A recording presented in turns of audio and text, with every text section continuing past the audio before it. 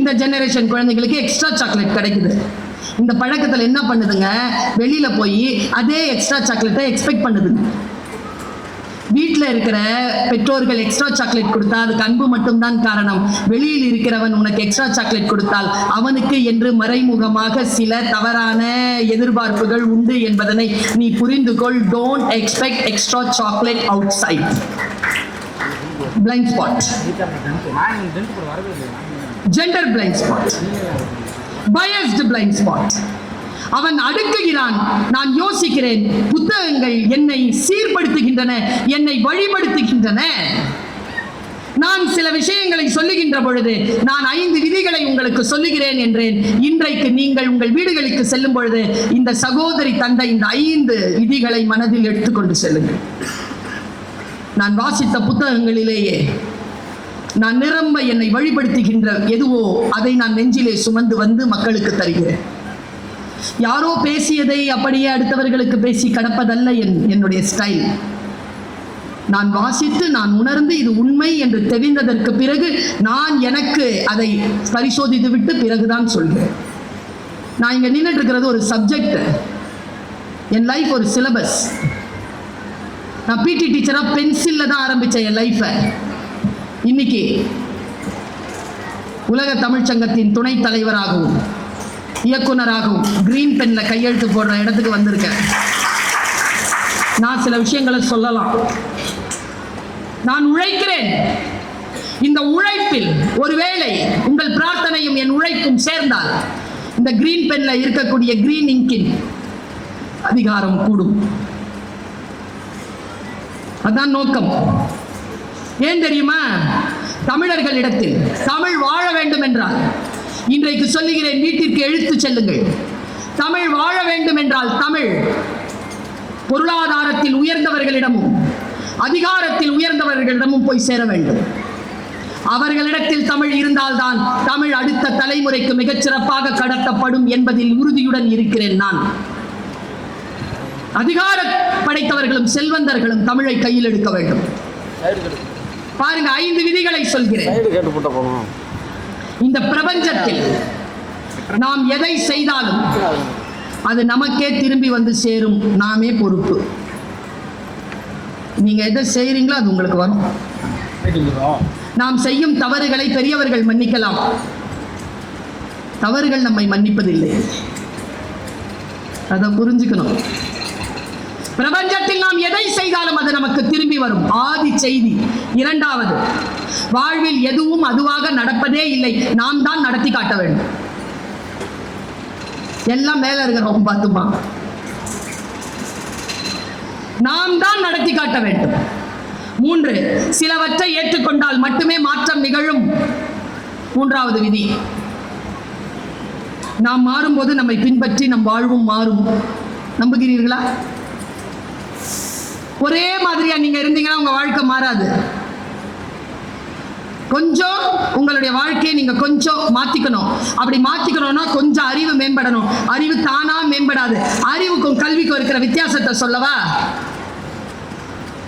இன்னைக்கு காலையில கூட மாபெரும் தமிழ் கனவுல ஒரு பொண்ணு கேட்டா, ஏன் படிக்கணும்னு. திக்குன்னு ஆயிடுச்சு எனக்கு. இதை ஏன் அந்த பாப்பா கேட்குது தெரியுமா? அவர் அப்பாவுக்கும் அவங்களுடைய தாத்தனுக்கும் கல்வி மறுக்கப்பட்டது. அதனால தான் அவன் கேட்கிறா. பரம்பரையாக கல்வியை பெற்றுக்கொண்டு வருகின்ற எந்த ஒரு தலைமுறையை சார்ந்த குழந்தையும் நான் ஏன் படிக்க வேண்டும் என்று கேட்கவே கேட்காது. ஏனென்றால் அதற்கு படிப்பதனால் வருகின்ற அதிகாரத்தின் பலன் தெரியும். நாம் அந்த அதிகாரத்தின் பலன் தெரிந்து கொண்டால் நம் பேரன் அதை கேட்க மாட்டான், ஏன் படிக்க வேண்டும் என்று கேட்க மாட்டான். படித்தால் தான் இந்த பூமியில் தலை நிமிர்ந்து வாழ வேண்டும் என்கின்ற ரகசியத்தை அவன் நம் மூலமாக தெரிந்து கொள்வான். எல்லாவற்றையும் நான் தான் நிகழ்த்த வேண்டும். தானாக எதுவுமே நிகழாது. அடுத்து சொல்லுகிறேன், நேற்று இன்று நாளை 3ம் ஒன்றுக்கொன்று தொடர்புடையது. ஒன்றை வெட்டிவிட்டு இன்னொன்று உங்கள் கையில் கிடையாது. இந்த 5 விதிகளை நீங்கள் மனதில் எடுத்துச் செல்லுங்கள். வாழ்க்கை நமக்கு சில வாய்ப்புகளை தருகின்ற பொழுது அந்த வாய்ப்பு கொஞ்சம் காம்ப்ளிகேட்டடான விஷயம் தான் நான் பேசிட்டு இருக்கிறேன். ஆனால் விருதுநகர் வாழ் மக்கள் கேட்டு கேட்டு செவி தழும்பேறியவர்களாக இருக்கிறீர்கள். வெறும் ஜோக்குக்கு மட்டும் கைத்தற்ற ஆள் இல்லை நீங்க. நல்ல விஷயங்கள் இருந்தால் அதை அமைதியாக கேட்டு அதை ஆராயக்கூடிய மனமும் படைத்தவர்கள் என்பதனை இந்த சபை நிரூபணம் செய்து கொண்டிருக்கிறது. நான் சொல்லுவதை மிக அழுத்தமாக உள்வாங்கிக் கொள்ளுங்கள். நான் புத்தகத்தில் வாசித்ததை சொல்லுகிறேன். எனக்கு நானே சொல்லிக் கொண்டதுதான். உங்களுக்கு புரிகிறதா என்று பாருங்கள். கவலையை வெற்றி கொள்ள தெரியாதவர்கள் இளமையிலேயே இறந்து விடுகிறார்கள். 45, 42, 50 திடீர்னு இறந்துடுறாங்க. ரொம்ப யோசிச்சு பார்த்தா கவலைகளை வெற்றி கொள்ள தெரியாதவர்கள். இதை சொல்லுகிறார் உளவியல் நிபுணர் டாக்டர் அலெக்ஸ் கேரல். கவலைகளை எப்படி எதிர்கொள்வது இதோ சொல்லி தருகிறேன். இங்க நம்ம கவலைப்படாம இருக்கணும் அப்படின்னாலே அதுக்கே பெரிய பயிற்சி எல்லாம் வேணும், யோக பயிற்சி வேணும். ஏன்னா நம்மளை கவலையோட பார்க்கறதுக்கு தான் இந்த உலகம் விரும்புது. நாம சிரிச்சிட்டு இருந்தா அவங்க உம்முனாயிடுறாங்க. நீங்க என்ன நினைக்கிறீங்க? நான் ரொம்ப கவலையா இருக்கும்போது ஒரு வேலை செய்வேன். சொல்லி தரவா? சரவணகாந்த் பார்க்கறாரு, உளவியல்ல கொஞ்சம் ஆர்வம் இருக்கிற ஆளு. சொல்லி தரவா? சாக்லேட் இருக்குல்ல, ஸ்வீட்டு, அதை சாப்பிட்டீங்கன்னா ஸ்ட்ரெஸ் குறையும். அதனால தான் நம்ம ஜெயிக்கும் பொழுது அடுத்தவங்களுக்கு ஸ்வீட் கொடுக்கறது. நாம ஜெயிச்சுட்டா அடுத்தவன் ஸ்ட்ரெஸ் ஆயிடுவான். அதனால ஸ்வீட் கொடுக்குறோமா? இந்த சகோதரி ஒரு ரகசியத்தை சொல்லி தருகிறேன். வெற்றி பெற்றால் அடுத்தவர்களுக்கு ஸ்வீட் கொடுங்க, தோத்துட்டீங்கன்னா நீங்க சாப்பிடுங்க. நான் சாப்பிடுவேங்க. ரொம்ப சோகமா இருந்தாலும் ஒரு ஸ்வீட்டை வாங்கி வாயில போட்டுருவேன், ஒரு வாழைப்பழமாக சாப்பிடுவேன் நான் எனர்ஜிக்காக. சத்ருங்க இல்லைன்னா நம்மளை செத்துறணும்னு நினைக்கிற ஆட்கள் நிறைய பேர் கூடவே இருக்குதுங்க, தெரியுமா? இல்லையா? இருக்குதுங்க. சொல்றதுல என்ன பயங்கிற? நல்லா தானே ட்ரெஸ் பண்ணிட்டு வந்திருக்க.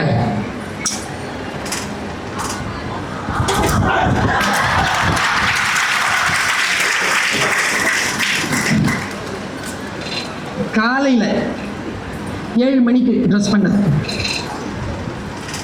நிறைய ப்ரோக்ராம் முடிச்சுட்டு 3வது ப்ரோக்ராம் வந்திருக்கிறேன். இப்போவே ஓரளவு ஃப்ரெஷ்ஷாக இருக்கிறேன்னா, காலேஜில் 7:45 மணிக்கு சைன் பண்ணும்போது எப்படி போவேன்? வீட்டிலேருந்து வானத்துலேருந்து பராசக்தி இறங்குற மாதிரி இறங்குவேன். அப்படி அப்படி வந்து கார் கதவை திறந்து பயோமெட்ரிக்ஸ் வச்சு கையெழுத்து போட்டு உள்ளே போய் கேபின்ல அப்படி உட்காந்து கஞ்சி கலையத்தெல்லாம் எடுத்து வச்சுட்டு அட்டெண்டன்ஸ் அது இதுன்னு எடுத்து வச்சுட்டு ஃப்ரெஷ்ஷாக உட்காருவோம். பாருங்களேன், ரிட்டையர்ட் ஆயிட்டாங்க அந்த டீச்சர், எங்கள் டிபார்ட்மெண்ட்ல இருந்தாங்க. Parveen, yes ma'am. என்ன டல்லா இருக்கிற? உங்களுக்குமா? வீட்டில் ஏதாவது பிரச்சனையா? அந்த ஆள் தான் கொண்டு வந்து ட்ராப் பண்ணியிருப்பார். சாயந்தரம் வெளியில ஷாப்பிங் கூப்பிட்டு போறேன்னு சொல்லிட்டு போயிருப்பார். வீட்டில் ஏதாவது பிரச்சனையா? நம் முகத்துல ஒரு கவலையின் ரேகை வந்தவுடன் அவங்க அப்பாடா சார். இந்த உலகத்துல இருக்கிறோம் நாம. இந்த உலகத்துல கவலைப்படாம எப்படி இருக்கிறது? நான் 2 முக்கியமான அந்த மரத்துக்கு கிட்ட கொண்டு போய் உங்களை நிறுத்திட்டு இளைப்பாருங்கள்னு சொல்லிட்டு போயிடுறேன். இந்த மரத்தை காப்பாத்திக்கோங்க, இளைப்பாருங்கள்னு சொல்லிட்டு போயிடுறேன். பாருங்க, 2 விஷயம். கிளாரா அப்படிங்கிற ஒரு பெண், அவ வந்து ரெட் கிராஸ் ஏற்படுத்தினவர். 97 இயர்ஸ் அவ உயிரோட இருந்தா. பேரழகி. எப்போ? 97லயே. வயதானவர்கள் அழகாக இருப்பதை பார்த்திருக்கிறீர்களா? நம்ம ஊர்ல குறையும். ஏன்னா இந்த மாதிரி டிபார்ட்மெண்ட்ல வேலை செஞ்சுட்டு, இந்த மாதிரி வீட்டில் இருந்துக்கிட்டு, இந்த மாதிரி ஊர்ல சுத்திட்டு இருந்தோம்னா எப்படி 50 வயசுலயே 60 வயசு மாதிரி தெரியும், 60 வயசுல 72 வயசு மாதிரி தெரியும். எல்லாம் பிடிச்சி உருவி விட்டுருவாங்க. கிளாரா 97 வயதில் இளமையுடன் அழகாக இருந்தால். அவளிடத்தில் கேட்டார்கள், உங்கள் இளமையின் ரகசியம் என்ன? நான் படிக்கிறேன் இறையன்புடைய புத்தகத்தில். இறையன்பு இந்த தகவலை தருகிறார். அது ஒரு சொற்களஞ்சியங்க. அந்த மனிதர் அவருடைய இலக்கியத்தில் மேலாண்மைன்னு ஒரு புக் இருக்கு, மூளைக்குள் ஒரு சுற்றுலான்னு ஒரு புக் இருக்கு, போர் தொழில் பழகுன்னு ஒரு புக் இருக்கு, வைய தலைமை கொள்னு ஒரு புக் இருக்கு. முடிஞ்சா கடந்துருங்க, படிச்சு தகவல்கள் கொட்டி தீர்த்திருப்பான் மனுஷன். என் குரு அவர் சொல்ற, கிளாரா சொன்னாள், நான் கவலைகளை நினைவில் வைத்திருப்பதில்லை. யாராவது வந்து அதை நினைவுபடுத்தினா கூடவே இருக்குமே. இன்னைக்கு நீங்க வீடு ஏலம் போன நாள்ல மறந்து இருக்கிறேன்ல, நல்லா தானே இருக்கிறேன். நான் நினைக்கிறேன் இந்த ஏப்ரல் மாசத்துல தான் நீங்க டிவோர்ஸ் வாங்கினீங்கன்னு. என்ன உனக்கு இப்போ இந்த தம்பி செத்த நாள் வருதுல்ல 2 வாரத்துலயோ, அது 2 வாரத்துக்கு அப்புறமா வருதுயா, செத்து 13 வருஷம் ஆயிடுச்சு. ஏன்யா இப்போ கவலைகளை அப்படியே நினைவில் வைத்துக் கொண்டு நம்மை நாசம் செய்யும் உலகம். கிளாராவிடம் கேட்டார்கள், நான் துயரங்களை துக்கங்களை மறந்து போகிறேன். கிளாராவிடம் கேட்டார்கள், அதை நினைவுபடுத்தினால் என்ன செய்வீர்கள்? கிளாரா சொன்னால், நான் அதை மறந்து போனதை நினைவுபடுத்திக் கொள்வேன். அதை நான் மறந்துட்டேயா. நமக்கு நாமளே சொல்லிக்கணும்ல மேடம். நான் இன்னைக்கு ஒரு மந்திரத்தை சொல்லிட்டு போறேன். நாடி மந்திரம் பிடிச்சி வச்சுக்கோங்க. 45 வயது கடந்து விட்டது எனக்கு. 40 ஆண்டு காலமாக இந்த உலகத்தை புரிந்து புரிந்து புரிந்து புரிந்து வந்து ஒரு இடத்தில் நிற்கிறேன். என் அனுபவங்களே ஒரு புத்தகம் தான், அதுவே ஒரு ஆதிமரம் தான். அந்த ஆதி மரத்தின் கீழே உட்கார்ந்து ஒரு மந்திர சொல்லை சொல்லிவிட்டு போகிறேன். ஒரே ஒரு மனிதர் தான் இந்த உலகத்தில் உங்களை காப்பாற்ற முடியும், அது உங்களுக்கு நீங்கள் மட்டுமே. The only person under the sky will help you is you. உன்னை விட உன்னை மற்றவர்களால் காப்பாற்றி விட முடியாது. உனக்கு தெரியும் உன் பலவீனம் என்ன, உன் பலம் என்ன, நீ எங்கே தோற்கிறாய், எங்கே ஜெயிக்கிறாய். எல்லாவற்றையும் அடுத்தவர்களிடத்தில் காட்டுவதல்ல. கவலை கொள்ளாதிருங்கள். இந்த கவலை கொள்றது, நான் இதை சொல்லி இருக்கிறேன், நினைவுபடுத்துறேன். ஒரு காட்டுல இப்போ நம்ம கூட இருக்கிறவங்களுக்கு எப்படிங்க நம்ம தெரிஞ்சுக்கிறது நம்ம நல்லவங்களா இல்லையா? கஷ்டம் இல்லை மேடம், பட்டு தெரிஞ்சாதான் தெரியுதுல்ல. புரிஞ்சுக்கோங்க, புரிஞ்சுக்கிறதுக்காக சொல்றேன். எப்படி புரிஞ்சுக்கிறது? நான் யாருக்கிட்டையும் சொன்னதில்லை இது வரைக்கும், யூடியூப்ல வந்ததில்ல. எங்க அம்மா கல்யாணம் ஆகிறதுக்கான முஸ்தீபுகளில் எங்க குடும்பம் ஈடுபட்டிருந்த போது, என்னுடைய கல்யாணத்தை நிச்சயம் செய்ய வந்தவர்களிடம் என் தாயார் சொன்ன சொல் இன்னைக்கும் எனக்கு ஞாபகம் இருக்கு. என் பிள்ளை பொறுமைசாலி, ஆனா அதே சமயத்துல புத்திசாலி. எங்க அம்மா என்னோட பயோடேட்டா கொடுக்குறாங்கங்க. ஒரு பெண்ணை பெற்றவள் பாருங்களேன், 25 வருஷத்துக்கு முன்னால் இப்படி கொடுத்துருக்க முடியுமா? சொல்றாங்க, என் மகள் பொறுமைசாலி ஆனால் புத்திசாலி. பாம்பு புத்துல போட்டாலும் வாழ்ந்துட்டு வந்துருவா. அம்மா சொன்ன சர்டிபிகேஷனுங்க. நான் அப்படியான்னு எனக்கு தெரியாது, ஆனால் என் அம்மா அப்படி நம்பினார் என்னை.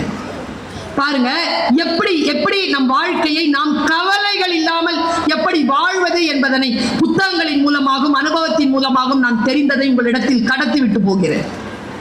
பெரிய மழை, காடு, காட்டாறு ஓடுகிறது. எதிர்பார்க்கல எந்த உயிரினமும். அதுல ஒரு தேள் அடிச்சுக்கிட்டு வருது ஆத்துல. பாறையில பட்டு தெரிச்சு அப்படி நிக்குது, உயிர் போகல. பக்கத்துல பாக்குது, அங்க ஒரு தவளை உட்கார்ந்துச்சு. தவளைக்கு நீந்தவும் தெரியும், நடக்கவும் தெரியும். அது எங்கேயும் இருக்கும். நாம தான் அந்த தவளை. வெள்ளம் வந்தா என்ன, எது வந்தா என்ன, உயிரோடு இருக்கிறோம்ல, சூப்பர் அப்படின்னு நினைக்கிற ஒரு தவளை. அது உட்கார்ந்துட்டு இருக்கும்போது தேள் சொல்லுது, மிஸ்டர் தவளை ஆர் மிஸ் தவளை, என்னை இந்த ஆத்தை மட்டும் கடந்து விட்டுரு, இந்த தண்ணி போக்கு எனக்கு ரொம்ப கஷ்டமா இருக்கு. நாமெல்லாம் தவளை, புத்திசாலி தவளை தானே. நாம சொன்னோம், போ, நீ தேளு, நீ கொட்டிட்டனா நான் மாட்டேன். தேள் பாருங்க எப்படி கன்வின்ஸ் பண்ணுச்சு தவளைய. நாமெல்லாம் எவ்வளோ சீக்கிரம் கன்வின்ஸ் ஆகிற ஆளுங்கிறதுக்காக சொல்றேன். நீ என்ன லூசா? நான் ஏன் உன்னை கொட்ட போறேன்? நான் கொட்டினாதான் நானும் செத்துருவேனே. நீ என்னை காப்பாற்றி மட்டும் விட்டுரு, நான் அந்த பக்கமா போயிடுவேன். இவ்வளோ ஆபத்தில் நான் உன்னை கொட்டுவேனா? நானே உங்ககிட்ட ஹெல்ப் கேட்குறேன் ப்ளீஸ் அப்படின்ச்சு. நாம் வந்து கன்வின்ஸ் ஆயிடுவோம்ல. அவளை கன்வின்ஸ் ஆயிடுச்சு சார், முதுகில் ஏறிடுச்சு சார் தேள். இப்போ ஆற்றை கடந்து போயிட்டு இருக்கிறோம். தவளை வந்து தவளை ஆகிய நாம் தேளை ஏற்றிக்கிட்டு போய்கிட்டு இருக்கிறோம். நடு ஆற்றுல தண்ணி தழும்புது. அப்போ தேள் கொடுக்கு எடுக்குது. இப்போ தவளைக்கு பயம். தவளை சமாதானம் பேசுது தேள்கிட்ட, கொட்டிடாத, ஜாகிரதையா கூட்டிட்டு போய் விட்டுறேன், எனக்கு நீந்த தெரியும், ப்ளீஸ் ஹோல்ட் யுவர் செல்ஃப், கொட்டாத. அது கொடுக்க எடுத்துருச்சு. இதாங்க 2 அடியில ஆறு கடந்துருச்சுங்க. 2 அடிக்குள்ள கொட்டிருச்சுங்க தலையில டொங்குன்னு. இப்போ தேள் மூழ்குது, தவளையும் மூழ்குது. நாம இல்லைன்னா தவளை. நம்ம என்ன சொல்லுவோம்? டைலாக்கை நான் சொல்லவா? உன் வழிக்கு நான் வந்தேனா? நீ தானே என் வழிக்கு வந்த. என்னை காப்பாத்துன்னு சொன்ன, நான் காப்பாற்ற தானே செஞ்சேன். ப்ராமிஸ் பண்ணல கொட்ட மாட்டேன்னு. ஏன் கொட்டின? நீ ஏன் சவர, நானும் சவரம் பாரு. உனக்கு ஹெல்ப் பண்ணி எனக்கு இந்த சாவு தேவையா அப்படின்னு சொல்லிட்டே மூழ்கிருச்சு. அது சொன்ன டைலாக் இல்லை, இப்போ நீங்க வீட்டுக்கு கொண்டு போற டைலாக். தேள் சொன்ன டைலாக் தான் இம்பார்ட்டன்ட். தேள் சொல்லிச்சு, கொட்டணும்னு கொட்டல, கொட்டுறது என் இயல்பு. இதுல நம்ம என்ன கத்துக்கிறோம் தெரியுமா? கூட இருக்கிறது தேளா பாம்பா? இப்போ தேள்னு நான் தவளைன்னு சொன்னது நாம, தேள்னு சொன்னது நாம. நாம தேள் இல்லை, நம்மளை பெத்தது, நாம பெத்தது, நமக்கு வாச்சது, அந்த வாச்சதுக்கு வாச்சது, வேலையில வந்து சேர்றது, சேர்றதுலாம் வந்து சேர்றது, இது எல்லாம் தான் அந்த தேள். கூட இருக்கிறது தேளா பாம்பா பன்னியா என்ன மிருகம்னு தெரிஞ்சிருச்சுன்னா முதுகுல ஏத்திக்க மாட்டோம்ல. இவ்வளவுதான் நான் கத்துக்கிட்ட பாடம். நீ எங்க இருக்கிறியோ இரு, கூட நடக்கிறியா நடு. இந்த உலகம் தேளுக்குமானது தவளைக்குமானது, என் முதுகில் ஏறிக்கொள்ளாது. இந்த தெளிவு இருக்கின்ற பொழுது வாழ்க்கையில் சில கவலைகள் தீரும். கவலைகளை வெற்றி கொள்ள தெரியாதவர்கள் இளமையிலேயே செத்து போகிறார்கள். நான் ஒரு சில வார்த்தைகளை மட்டும் வரிசை பட்டியலிடுகிறேன், கொஞ்சம் மேலால இருக்கும், ஆனாலும் நீங்கள் கவனித்துக் கொண்டிருக்கிறீர்கள் என்பதற்காக சொல்லுகிறேன். முதல்ல ஏதான ஒரு சிக்கல் வந்துச்சுன்னா உங்க லைஃப்ல, இதை ரொம்ப பார்க்காதீங்க. என்ன ஆகுது தெரியுமா? நான் இதுக்கு அகேன்ஸ்ட் கிடையாது, ஆனா ஒரே ஒரு ரகசியம் தான், இதை நான் பயன்படுத்துகிறேனே தவிர இது என்னை பயன்படுத்த நான் அனுமதிப்பதில்லை. Very small difference. காலையில் எழுந்திருக்கிறீங்கல்ல, உயிரோட இருக்கிறீங்களா இல்லையான்னு கூட பார்த்துக்கிறதுக்கு முன்னால இதை தேடுறீங்க. முதல்ல உயிரோட இருக்கிறோம், ஒரு மூச்சு வாங்குவோம், ஒரு டம்ளர் தண்ணி குடிப்போம், நிதானமா என்ன இருக்குன்னு பார்ப்போம், அப்புறமா பார்ப்போமே. தூங்கும் போது 1 மணி 2 மணி ஒரு பையன் என்கிட்ட கேட்கிறான், 1 hour கிளாஸ்ன்னு சொல்லி உட்கார்ற, ஒரு நாள் போற மாதிரி இருக்குது, 20 நிமிஷம் ரீல்ஸ் பார்க்கலாம்னு நினைக்கிறேன், ஒரு நாள் போயிருது மேடம். இந்த பையனுக்கு என்ன பதில் சொல்றது? நான் உங்க இன்ட்ரெஸ்ட், நீங்கள் எதில் மிக மிக ஆர்வமாக இருக்கிறீர்களோ அது உங்களை வழிபடுத்தும். இதை அவ்வளவு சீக்கிரமா நம்பிராதீங்க. உதாரணத்துக்கு சொல்லவா, நீங்க இதை வச்சுக்கிட்டு ஏதாவது பேசுங்களேன், ரியல் எஸ்டேட் பத்தி பேசுங்களேன். உங்க இன்ஸ்டாகிராம்ல, உங்க இமெயில்ல, உங்க ஃபேஸ்புக்ல எல்லாம் ரியல் எஸ்டேட்கான விஷயமா வரும். இல்லைன்னா ஃபோன் வந்துகிட்டே இருக்கும், ரியல் எஸ்டேட் ஃபோன் வந்துகிட்டே இருக்கும். அப்ப இது உங்களை கவனிக்கிறதா? ஆண்கள் கிட்ட நான் நிறைய 4 வருஷமா போராடிட்டேங்க மேடையில பேசி பேசி. இதை எதுக்கு பாத்ரூம் கொண்டு போறீங்க வீட்டுல? நான் கேட்டேன், ஒரு சைக்காட்ரிக் சொன்னாரு, தனியா போக இப்பெல்லாம் ஆம்பளைங்க பயப்படுறீங்களா? நான் சொல்லவா, அது இல்ல உண்மை. இதை தனியா விட்டுட்டு போக பயம். கை தட்டுறதெல்லாம் பாதிக்கப்பட்டது, இல்லைன்னா பயப்படுறது.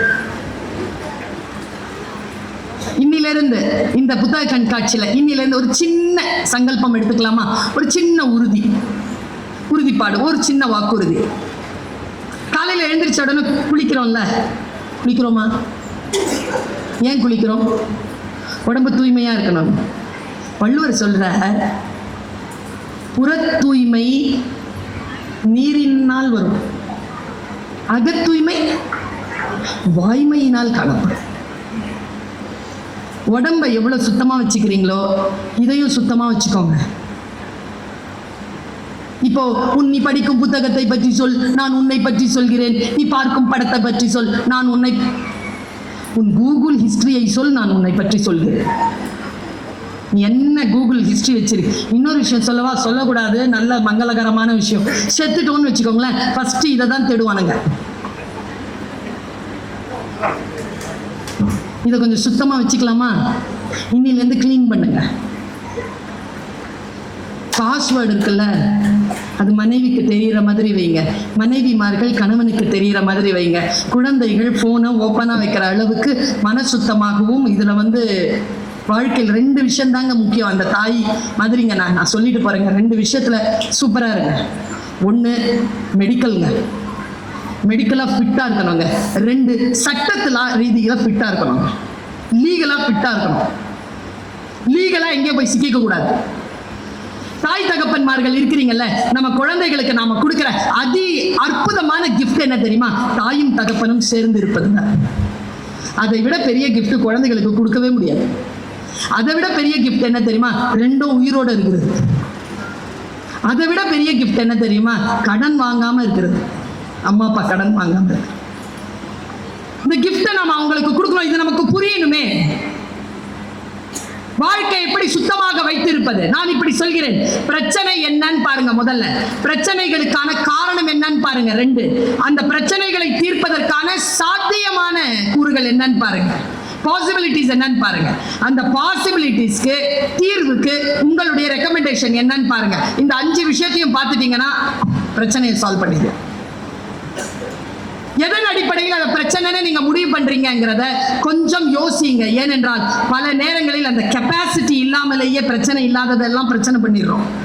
என் குடும்பத்துல எனக்கு 2 சித்தப்பா, ஒரு பெரியப்பா, ஒரு அத்தை, இன்னொரு சித்தப்பா, 1 விட்டு சித்தப்பா. வீட்டுக்கு வந்த உடனே எல்லாரையும் நிக்க வச்சு எங்க அம்மா அறிவுரை சொல்லுவாங்க. உங்களுக்கு அந்த விபத்தெல்லாம் நடந்திருக்கா உங்க குடும்பத்துல? வெளியில இருந்து யாராவது வந்தாங்கன்னா நிறுத்தி வச்சுட்டு, சொன்னா கேட்க மாட்டேங்குது, கொஞ்சம் புத்திமதி சொல்லிட்டு போங்க. இதுல என்னன்னா மாசம் வந்துருவாங்க எங்க வீட்டுக்கு இவங்க 5 பேரும். டிஃபன் காஃபிலாம் சாப்பிட்டுட்டு அப்படின்ட்டு அறிவுரை சொல்லுவாங்க. 45 மினிட்ஸ். எனக்கு ஒரு அண்ணன், ஒரு அக்கா, ஒரு தம்பி, ஒரு தங்கச்சி. நாங்கள் 5 பேரும் நிற்போம். எங்கள் அம்மா என்ன காட்டி தான் சொல்லுவோம். இதுக்கு சொல்லுங்க, அடங்க மாட்டேங்க, இதுக்கு சொல்லுங்க, இதுக்கு அறிவுரை சொல்லுங்க. அதில் அத்தனை பேரும் அறிவுரை சொல்லுவாங்க. நான் கேட்டுக்குவேன். என்ன கொடுமைனா, அதில் ஒரு சித்தப்பாக்கு அறிவுரை சொல்லவே தெரியாது. அது கூட வழி இல்லை, அவருக்கு அறிவுரை சொல்ல தெரியாதுன்னு அவருக்கு தெரியாது. இந்த பிரச்சனைக்கு இதுதான் தீர்வுன்னு நாம முடிவெடுப்போம். ஆனா அதுதான் தீர்வுன்னு நமக்கு புத்தி இருக்காது, அதை எடுத்துருவோம். முக்கியமா சித்தப்பா பெரியப்பான்னு இருக்கிறீங்கல்ல, உங்க அண்ணன் பையனோ தம்பி பையனோ பொண்ணோ வாழ்க்கையில வெற்றி பெறுவதற்கான ஆலோசனைகளை உங்களிடத்தில் கேட்கின்ற பொழுது தயவு செய்து 2-3 நாள் தள்ளி போடுங்க. அதை பற்றி தெரிந்து கொண்டு அவர்களுக்கு அறிவுரை சொல்லுங்க. எடுத்த வாக்கில் சொல்லி விட்டுறாதீங்க. சிலது மீன், சிலது மானு. மானு காட்டுல ஓடும், மீன் தண்ணியில நீந்தும். நீங்க மீனை பிடிச்சி காட்டுல விட்டுறீங்க, மானை பிடிச்சி கடல்ல விட்டுறீங்க. ஏன்னா பிரச்சனைக்கான தீர்வு என்னன்றது புரியாது. ரொம்ப தெளிவா சொல்லவா, இதை ரொம்ப நேரம் பார்த்தீங்கன்னா பிரச்சனைக்கான தீர்வு இல்லை, பிரச்சனையே என்னன்னே தெரியாது. இன்னைக்கு காலையில செய்தி பார்த்தோமா இல்லையா, காஞ்சிபுரத்துக்கு பக்கத்துல டீசல் லாரி கவுந்துருச்சு. எல்லாம் அந்த டீசல்ல புடிச்சிட்டு போறாங்க. அது எவ்வளவு அபாயம், உயிரை விட முக்கியமா?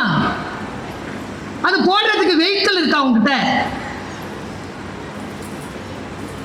எதனாலும் பிடிச்சிக்கணும், எதனாலும். எங்க சீற்றம்ங்க, கடல் சீற்றம்ங்க. சென்னையில ரெட் அலர்ட் போட்டாங்க, இன்னைக்கு புயல் வருதாமா அப்படின்னு ஒரு 50 நின்று வேடிக்கை பார்க்குது கிட்ட போய். என்ன பண்ணுவீங்க? ஏன் அவர்கள் பார்க்கிறார்கள், ஏன் அவர்கள் பிடிக்கிறார்கள்? நான் சொல்லட்டுமா, ஏன்னு சொல்லட்டுமா? ஒரு புத்தகம் வாசிப்பதற்கான பழக்கம் இருந்தால் யாரும் இப்படி பின்னால் ஓடவே மாட்டோம். தெரியுமா உங்களுக்கு? நிதானமாக ஒரு புத்தகத்தை வாசிக்க தெரிந்தவர்கள் அறியாமையிலும் மனதை உடலை காயப்படுத்துகின்ற எந்த விஷயத்திலும் நாம் ஈடுபடுவதே இல்லை. தெரியுமா? கவிதை புரிந்தவர்கள் மட்டும் சொல்கிறேன் நான். விழிப்பற்ற வேலைகளை செய்வதே இல்லை. கவிதை புரிகின்றவர், கவிதை புரிஞ்சிருச்சுன்னா போதுங்க. நான் சொல்றது ரொம்ப மிகையா தெரியும் இல்ல, நான் சாதாரணமா சொல்றேன். இந்த கவிதை உங்களுக்கு புரியுதா பாருங்க. புரிஞ்சிருச்சுன்னு வச்சுக்கோங்க. ஏங்க, பெட்ரோல் பிடிச்சி 10 எரிஞ்சு 39 பேர் செத்த காயம் இன்னும் போலைங்க. முந்தா நேத்து தாங்க 42 பேர் டீசல் லாரியில மோதி சவுதி அரேபியால செத்து போனாங்க. தெரிந்தும் ஏன் அங்கே கொண்டு போய் நாம் விழுகிறோம் தெரியுமா? நமக்கான அந்த விழிப்புணர்வு இல்லை. அந்த விழிப்புணர்வு எப்பொழுது வரும்? நான் சொல்லுகிறேன், புத்தக வாசிப்பினால் வரும். தயவு செய்து புத்தகங்களை வீட்டுக்கு எடுத்து சென்று இரவு உணவு நேரத்தில் உணவு முடித்தவுடன் நல்ல புத்தகத்தை தொடர்ந்து 10 பக்கமாவது வாசிக்கின்ற நல்ல பழக்கத்தை குடும்பத்தில் மேற்கொள்ளுங்கள்.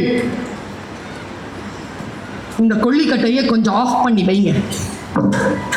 இது நமக்கு நாமே வச்சுக்கிற தீ. இது 3வது கண். தெரியுமா உங்களுக்கு? இது 3வது கண் நம்மை பார்த்து கொண்டே இருக்கு. நான் ஒரு பெண்ங்க, என்னை யாராவது இப்படி குருன்னு பார்த்துட்டு இருந்தா எனக்கு பிடிக்காதுங்க. அதுக்கு பயிர்ப்புன்னு பேரு. முக்காலம் பார்த்துட்டு இருக்கு எனக்கு என்ன ஒரு கண். ஆண்களுக்கும் அதே பயிர்ப்பு தான். பயிர்ப்பு என்பது ஆணுக்கும் பெண்ணுக்கும் சமமானது தான். நான் எப்படி புரிய வைக்கிறது உங்ககிட்ட? இந்த கேட்ஜெட்டை விட புனிதமானது, இந்த கேட்ஜெட்டை விட மிக மிக விழிப்புணர்வு கொடுக்கக்கூடியது புத்தகம். ஒரு புத்தகத்தை படிக்கிறேங்க, ஒரு திருக்குறள்ல ஒரு குறள் படிக்கிறேங்க, நிலம் நகருதுங்க. புரிஞ்சுக்கிட்டேனா? செய்யத்தக்க அல்ல செய்யக்கெடும், செய்யத்தக்க செய்யாமையாலும் கெடும். புரிஞ்சிருச்சுன்னா இங்க வெடிக்குதுங்க. அதனால தான் அவை சொன்னால், அணுவை துளைத்து 7 கடலை புகட்டி குறுக தரித்தது குறள். புரியணுமே. செய்யத்தக்க அல்ல செய்யக்கெடும். எது செய்யக்கூடாதோ அதை செஞ்சுட்டா கெட்டுறோம்ப்பா. செய்யத்தக்க செய்யாமையாலும் கெடும். எதெல்லாம் செய்யணுமோ அதை செய்யவில்லை என்றாலும் வாழ்க்கை கெட்டு போயிரும்பா. இதை சொல்கிறது குறள். நான் இப்படி சொல்றேங்க, 5 நிமிஷத்துல முடிக்கிறேன் பேச்சு. ஒரு மாதத்திற்கு முன்னால் சென்ற 6ஆம் தேதி அக்டோபர் 6 கனடா நாட்டுக்கு போயிருந்தேன். அந்த இடத்துல புத்தகம் வாசிக்கல. நீங்க எல்லாம் உட்கார்ந்து கேட்குறீங்கல்ல, நான் ஒரு 10-15 வருஷம் வாசிச்ச அனுபவத்தை இந்த 1 மணி நேரத்தில் டிட்பிட்ஸா சொல்லியிருக்கேன்ல. நான் வாசித்தது தானே சொல்லியிருக்கேன். திருக்குறளில் கவர்னன்ஸ் டொரண்டோ தமிழ் மன்றம் நடக்குது. உலகத்துல இருந்து எல்லா பகுதிகளில் வந்தாங்க. இந்தியாவில இருந்து நான் போறேன். ப்ரோக்ராம் முடிஞ்சது. சாப்பாடு டேபிள்ல உட்கார்ந்துருக்கோம். இதே அனுபவம் சாப்பாடு டேபிள்ல எனக்கு 2-3 தடவை நடந்திருக்கு. முன்னால உட்கார்ந்து சாப்பிட்றவங்க இருக்காங்கல்ல, அவங்க போற போக்கில் ஏதோ ஒரு சொல்லுவாங்க. போற போக்கில் சொன்னேன். டொரண்டோல இல்ல, அமெரிக்காவில் ஒருத்தர் சொன்னார். 65 வயசு அவர் சொன்னார், பர்வீன், நீ சந்திக்கிற மனிதர்களிடத்தில் இதை போய் சொல்லுங்கண்ணா. இந்த உலகத்தில் எதை தொட்டாலும் அதற்கென்று ஒரு விலை இருக்கிறது என்று பொய் சொல். எல்லா விலையும் பணத்தோடு தொடர்புடையது அல்ல என்றும் பொய் சொல். குழந்தை பெற்றுக் கொள்ள வேண்டுமா, அதற்கு ஒரு விலை. திருமணம் செய்து கொள்ள வேண்டுமா, அதற்கு ஒரு விலை. படிக்க வேண்டுமா, அதற்கு விலை. அதிகாரிகளாக வந்து உட்கார வேண்டுமா, அதற்கு ஒரு விலை. பேச்சாளராக வர வேண்டுமா, அதற்கு ஒரு விலை. உட்கார்ந்து கேட்க வேண்டுமா, அதற்கு ஒரு விலை. விலை கொடுக்காமல் இந்த உலகத்தில் எதுவும் கிடையாது, எதுவும் கிடையாது. வாடகை வீடா, விலை. சொந்த வீடா, விலை. ஃப்ரிட்ஜ்ல திறந்த உடனே குளிர் தண்ணீர் வேண்டுமா, விலை. வெறும் விலை, வெறும் பொருளால் வராது. You have to give your time, your energy. இது எல்லாம் தான். அடுத்தது சொன்னார், அடுத்தவர்களுக்கு என்ன செய்யணும்னு போட்டுட்டு இருக்கோமே, உனக்கு நீயே என்ன திட்டம் வைத்திருக்கிறாய் என்று ஒவ்வொருவரிடத்திலும் கேள்பறிவேன் என்றார். உங்களுக்கு என்று என்ன திட்டம் வைத்திருக்கிறீர்கள் ஐயா? 60 வயது, இன்னும் 30 ஆண்டுகள் வாழ்வதற்கான உடல் இருக்கிறது. என்ன திட்டம் வைத்திருக்கிறீர்கள் வாழ்வதற்கு? வாழ்க்கை 60 வயதில் முடிந்து போகுமா? 65 வயதில் முடிந்து போகுமா? கிடையாது. வாழ்க்கை வாழ்வதற்கான ஒவ்வொரு வினாடிகளிலும் நமக்கு திட்டம் இருக்க வேண்டும் என்கின்ற ஒரு அற்புதமான செய்தியை நான் ஃபுட் டேபிள்ல எடுக்கிறேன். என்னோடு பேசுற ஒரு ஃபுட் டேபிள்ல எடுக்கிறேன் நான். இவர் சொன்னதுதான் அதை விட பயங்கரமானது. இவர் ஒரு வானவியல் நிபுணர். நல்லா தெரிஞ்சுக்கோங்க. எங்கே போக வேண்டும் என்பதனை முடிவு செய்யுங்கள், எங்கே இருக்க வேண்டும் என்பதனை முடிவு செய்யுங்கள். ஏனென்றால் அந்த இடத்தில் அந்த விஷயங்கள் உங்களை வந்து சேரும். இதோ புத்தக கண்காட்சிக்கு வர வேண்டும், பர்வீன் சுல்தானா பேச்சை கேட்க வேண்டும் என்று முடிவு செய்தீர்கள். உங்களுக்கு சில விஷயங்கள் கிடைத்துக் கொண்டிருக்கிறது. பலருக்கு அந்த விஷயங்கள் இல்லை. அவர்கள் புத்தகம் வாங்கி கொண்டு போய்விட்டார்கள். என்ன யாருக்கு முடிவு செய்தார்களோ, என்ன ப்ரிஃபரன்ஸோ அது அவங்களுக்கு கிடைக்கும். அவ்வளவுதான். What is your preference? என்னுடைய ப்ரிஃபரன்ஸ் என்ன தெரியுமா? நல்ல விஷயங்களை கேட்பது. நல்ல விஷயங்களை கேட்பது என்னுடைய ப்ரிஃபரன்ஸ். நல்ல விஷயங்களை படிப்பது என் ப்ரிஃபரன்ஸ். படித்து இது சரியில்லை என்பதற்காக அந்த புத்தகத்தை தவிர்ப்பது என்னுடைய ப்ரிஃபரன்ஸ். சாலையை கிடக்கின்ற பொழுது தாயின் கையை குழந்தை பிடித்துக் கொள்வது போல் நான் புத்தகங்களின் கரங்களை எப்பொழுதும் பிடித்துக் கொண்டே இருக்கிறேன். என்னை ஆபத்து இல்லாமல் அவை சாலைகளை கடக்க வைக்கின்றன. ஒருவரிடத்தில் எப்படி பேச வேண்டும், எப்படி பேசக்கூடாது. பணிவு என்பது ஆயுதம் என்று எனும் புத்தகம் சொல்லிக் கொடுத்தது எனக்கு. எத்தனை பேருக்கு தெரியும் இது? நான் வந்த அந்த விஷயத்தை அப்படியே நிறுத்துறேன். இந்த டொரண்டோல நடந்த விஷயத்தை நிறுத்திட்டு நான் இதை சொல்றேன். பணிவு என்பது ஆயுதம். இதோ சின்ன குழந்தைகள் இருக்கிறீங்களே, ஸ்கூல்ல லெட்டர் எழுதுறீங்களாப்பா? லீவ் லெட்டர் எழுதுறீங்களாப்பா? மனப்பாடமா தெரியுமே நமக்கு தான் லெட்டர். சொல்லுங்க, போலீஸ்காரர் கூட சொல்லலாம்.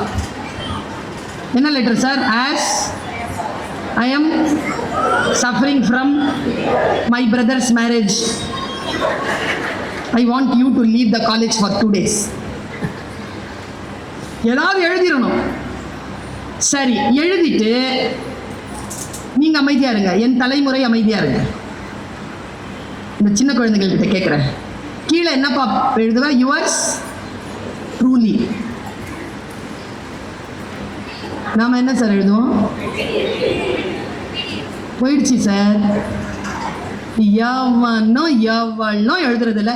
Yours obediently. ஏன்னா ஈ முன்னால வருமா, ஐ முன்னால வருமானு பிரச்சனை.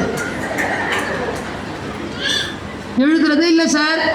Truly, faithfully, sincerely. அந்த டபுள் எல் வருமா, ஒரு எல் வருமான்னு தான் பிரச்சனை. பணிவு என்பது ஆயுதம் தெரியுமா?